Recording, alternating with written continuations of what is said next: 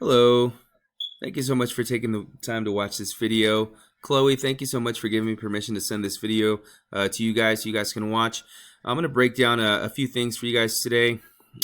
Just kind of showing you how you can scale and just give you some tips and tricks on how you can increase your online presence, right? You guys obviously spoke to Joshua. He's my colleague, and I just want to appreciate you guys just kind of giving him the okay for me to send this video over to you guys. So there's three things we're going to talk to you about today. Okay, so the first one's going to be content. The second one's going to be backlinks, and then lastly citations. Okay, if you don't know what those things are, no worries. I'm going to break it all down for you today. Okay, so first and foremost, as we're here at your website, I just want to tell you that this is actually a really pretty website. Okay, I haven't seen much like this. It tells me that whoever created it took a lot of time and effort to actually make a website like this. Right? It's really pretty. Very well made, professionally done, and it shows that someone took a lot of care and time into creating a website like this. So unfortunately, Google doesn't care about how pretty a website is. They honestly only care about content. So as I highlight all of the words here on your website here, if it will allow me, okay, there it is. All right, and I'm going to see how many words you have on here. I got my word counter set up here. I'm just going to click and paste. So you have roughly 854 words. So a dominant website has anywhere between 1,500 to 2,000 words on the landing page.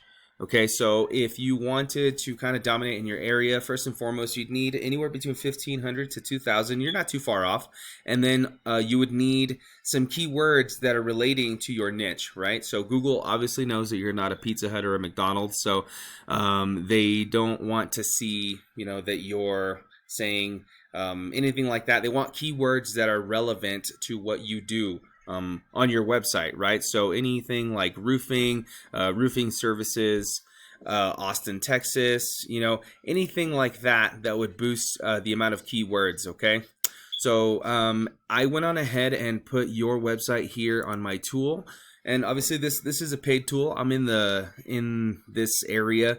This is kind of what I do. So I went on ahead and plugged your website into my tool. It's called Ahrefs.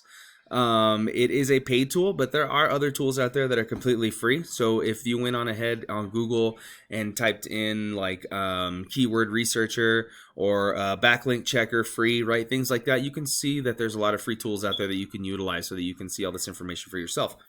So first and foremost, you have 40 referring domains and 162 backlinks. Okay, so this tells me that you have 40 other websites that are pushing traffic to you, and they're pushing traffic to you 164 times. Okay, so seeing here you have 37 keywords, and I went on ahead and got your top competitor up here, and look at their keywords. They have 2,100 keywords. Okay, bringing them $18,000 in traffic value.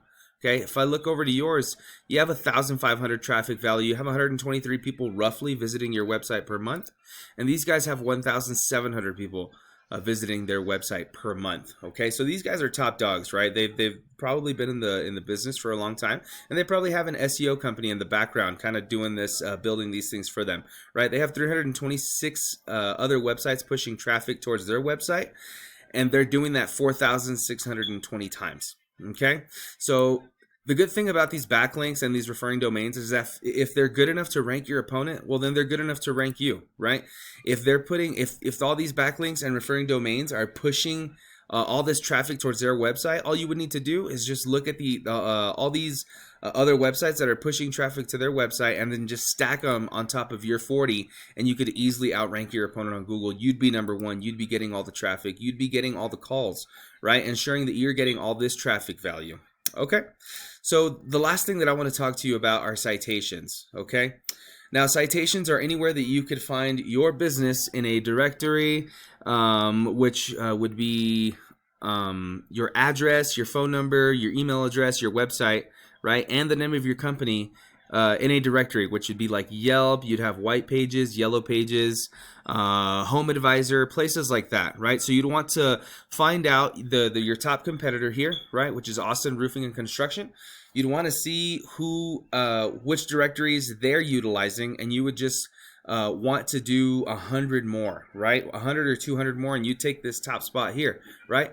Obviously, it does take some time, right? But I mean, it's well worth it to be here in this map pack, because this is where all the traffic goes to. This is where most of the people get business, right? Like, this is where people get all the answers. So say if you're like in a new city and you type in something that you're looking for, you're not going to scroll past, you know, the second or third page of Google to try and find what you're looking for, right? You usually just go here in the map pack, because it makes it feel like they're trustworthy, and then they're near you, right?